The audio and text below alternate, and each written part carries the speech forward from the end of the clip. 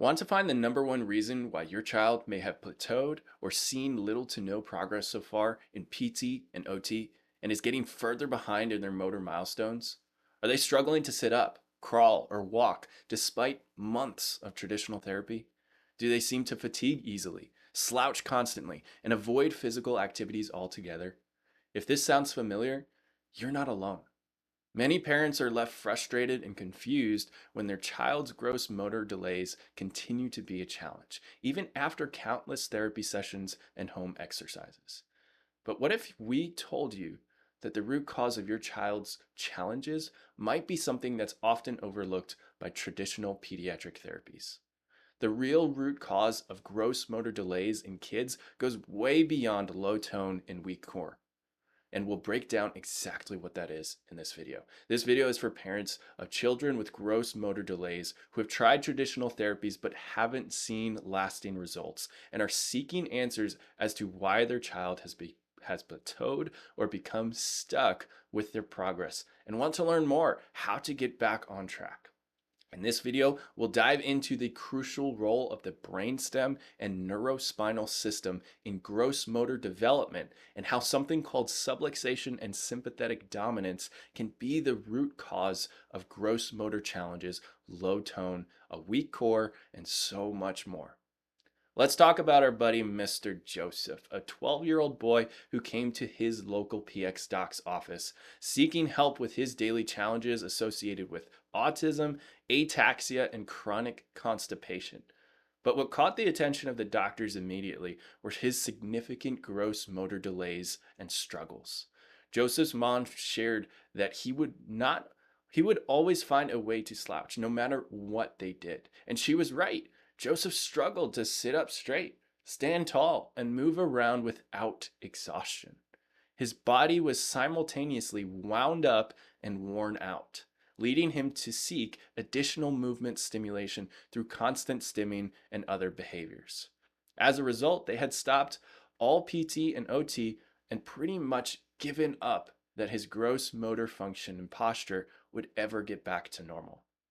But within the very first week of getting neurologically focused care, Joseph's gross motor function and endurance absolutely took off like a rocket, and he was literally asking to go to the gym and work out, hit the treadmill, and go to the park to play. This is why gross motor skills are so important. It's not just some aesthetic or postural thing. It's about opening that window to being that kid who's excited about life again, who is able to function at their highest potential. Gross motor skills involve movements that require the entire body and are essential for daily activities and overall development. They involve primarily the large muscle groups like the arms, legs, and core, but way too often a foundational and important set of nerves and muscles are left off that list when it comes to gross motor skills and development, those of the neck and neurospinal system.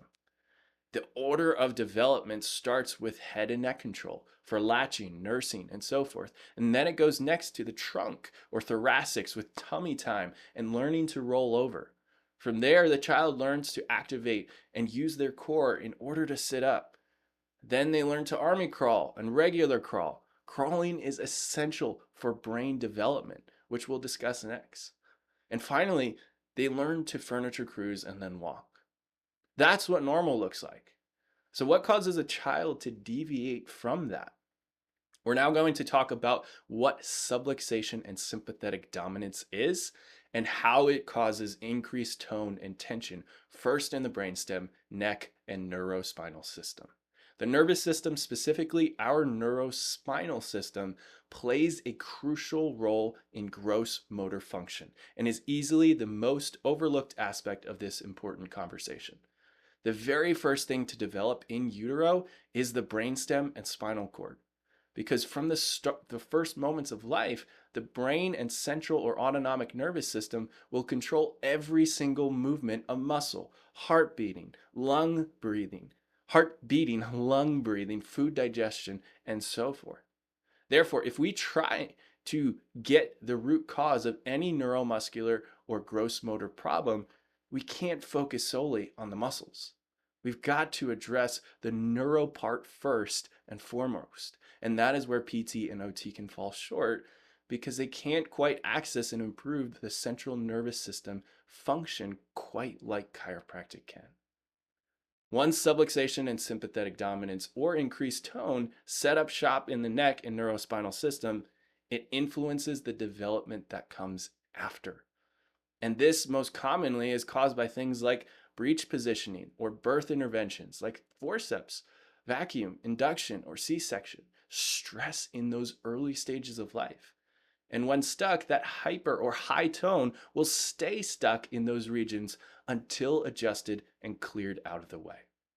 This means the original real root cause of low tone or a weak core is actually tension and subluxation in the neck and neurospinal system, which we can find on our examination, analysis, and EMG scans we run in the office. I want to show you what one of those scans looks like. This is a neuromuscular scan. This is a SEMG, a somatic electromyography scan. That's the fancy term. It's essentially saying, what is the brain communicating to the rest of the body in terms of how is it using energy with the muscle system? How much energy is it sending to certain muscles?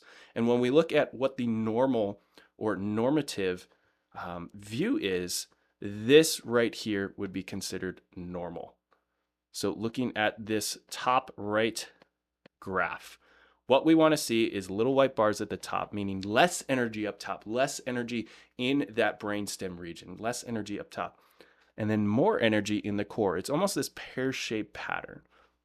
So for this patient specifically, this graph, this top left one, is where their energy was being distributed. And what we can see is a number of things here. One is how much extra tone and tension is held throughout the cervical regions. Whenever we see color, whenever we see green, blue, or red bars, this is showing us increased amounts of tone or tension or energy sent to those muscle system here.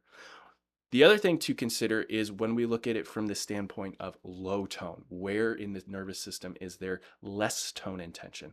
And what we see is showing up is in this TL junction, in this important area that holds a lot of stress when you're standing upright against gravity, when you're going through a growth spurt. This area tends to hold more stress, and when this area gets fatigued, we're seeing the results of that. The compensation of the body being in a stuck state, there's exhaustion that sets up, and there's also an increased sustained tone happening throughout the system. The normal is this, and what we're seeing is the exact opposite. We're seeing less tone and tension, less stability held within the core when that's what we want to see, and we're seeing more tone and tension happening up top. So a couple things to note here as well. When we look at this from a view of symmetry, when we look at this from the view of how much tone and tension is on one side of the body versus the other, what we want to see is balance. We want to see that the body is balanced. It's not holding asymmetrical tension and tone throughout the system, causing this torquing, causing this increased stress on the nervous system. When we look at it from a symmetry standpoint, so that's this bottom left view right here. It shows us how much tone and tension is held on one side versus the other. And what we're seeing right here specifically for this case is a counter-torquing pattern. And this is connected to things like the birth trauma, colic, ear infections. This extra tone and tension in this torsional pattern will create a lot of extra stress, will influence the drainage system, will influence the child's ability to calm and relax through what's called the vagus nerve that comes out of this important area. It's going to influence the function of the brainstem and how it controls heart rate, how it controls the breathing function, how it controls a child's sleep. When we see more stress happening here, it tends to correlate with that. Third thing I want to focus on is all three of these together can be summarized in this view right here. And if you're a numbers guy or girl or person, this is the scan view for you. What we see here is a total energy score, how much energy is on the system. There's an increased amount of energy, but more specifically, how is that energy distributed? How is it organized? And what we're seeing through what's called the pattern score. So this pattern score is a reflection of how closely does this person's energy pattern or energy distribution, how closely does it match the normal? So this normal is this little white line down here on this pattern summary view. Their energy distribution is this black line that's showing up here. We want to see those overlap, but when they don't overlap, that's when it will affect the pattern score. So how closely does it overlap? We're seeing it at a 52%. And the reason this is important is because it's showing the how coordinated or how efficient is the body with using its energy distribution. And if you like looking at symmetry from a number standpoint, this little box right here is showing just that on this bottom right portion. Right. Here we go. Right here. Symmetry. What we want to see these numbers, pattern, symmetry, we want to see them at, as high as possible. But if we can get above a 75%, if we can get above an 85%, that's showing us that body is more efficient with how it's distributing its energy.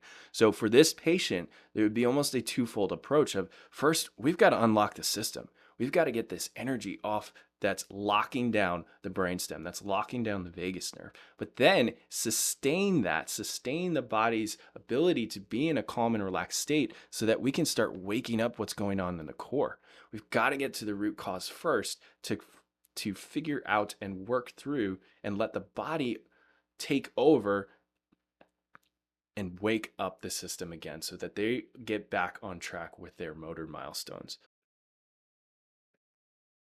So if your child has been struggling with gross motor delays and you feel like you've tried everything without lasting results, it's time to take a deeper look and find out if subluxation, excessive sympathetic tone, and things like the lasting effects of birth trauma could still be at play.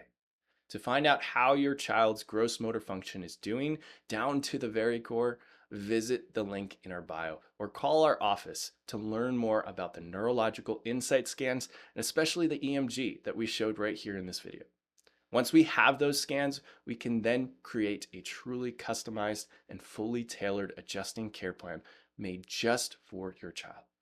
And finally get them past that plateau or stuck point and back on track with their gross motor development. That's all for this video. Thanks for watching and have an absolutely blessed and wonderful day.